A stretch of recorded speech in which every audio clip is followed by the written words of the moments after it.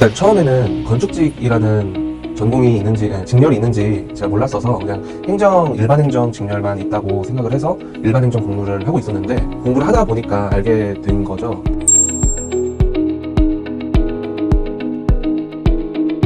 안녕하세요. 저는 17년도 건축직 공무원 공채시험에 합격한 홍건화라고 합니다.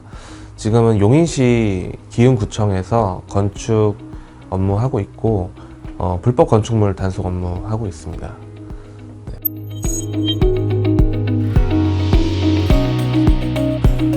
여러 가지 직렬들을 제가 찾아보고 그런 직렬들에 대해서 그 시험 문제들을 다 뽑아서 공부를 해봤는데, 시험을 쳐봤는데, 그 중에서 건축직 그 시험 문제들이 가장 좀 저랑 적합하다고 생각을 했고, 건축 계획 같은 경우에는 좀 국어에 약간 유사한 거고, 딱히 그런 전문 지식이 없더라도 문제가 잘 풀리더라고요. 그리고 건축 구조 같은 경우에는 문제를 처음 봤을 때는 제가 이해를 못하니까 못 풀었지만, 공부를 하면은 이거는 충분히 풀 수 있겠다라고 생각이 들어서 지원을 했습니다. 일단은 제가 공부를 하면서 가장 어려웠던 부분은 건축 구조 과목이 이해가 안 됐던 게 가장 어려웠던 것 같아요. 근데 처음부터 제가 김창훈 선생님 강의를 들었던 건 아니고, 제가 행정공무원 한 4-5개월 정도 준비를 하다가 다른 건축직 공무원으로 이제 전향을 하면서 다른 선생님 강의를 들었었는데, 그때 강의를 한 3개월 이상 들었지만 사실 이해가 잘 안 돼서 다시 행정직으로 넘어오려고까지 생각을 했었어요. 왜냐면 그 선생님께서는 아마 전공자들이라고 다 가정을 하시고 수업을 하셨던 것 같아서 제가 따라가질 좀 못했었는데, 그때 행정직으로 옮기려고 하면서도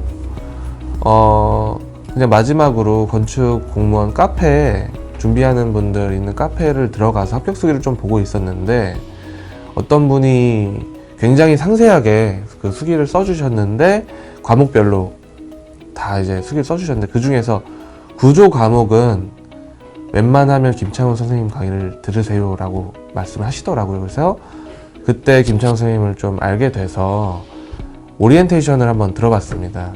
하도 이렇게 강조를 하시니까.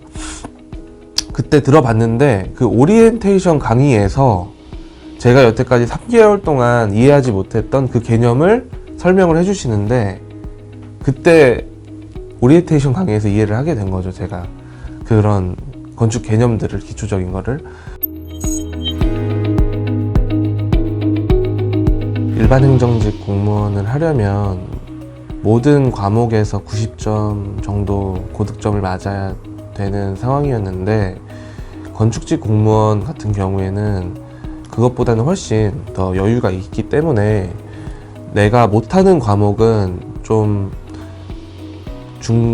중저득점을 하고, 잘하는 과목에서 고득점을 맞는 전략으로 했었고, 저는 국어랑 한국사는 점수가 잘 나왔는데 영어 같은 경우가 점수가 잘 안 나왔었어요. 그래서 영어를 좀 덜 하더라도 다른 과목들에서 점수 잘 맞는 방법으로 했고, 구조랑 계획 중에서도 계획은 점수가 잘 나왔었습니다. 근데 구조는 이게 문제가 실력보다도 문제가 어떻게 나오냐에 따라서 이게 득점을 잘하는 사람들도 저득점을 할 수 있기 때문에, 어떤 문제가 나오더라도 과락은 넘을 수 있을 정도로 트레이닝을 좀 했던 것 같아요.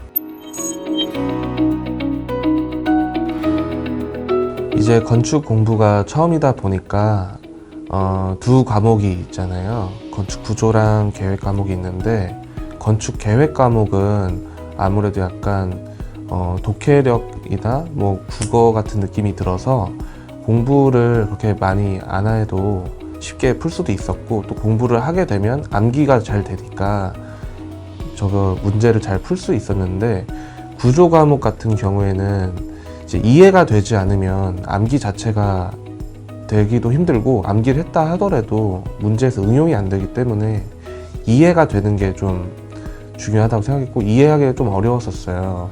아무래도 공학이다 보니까.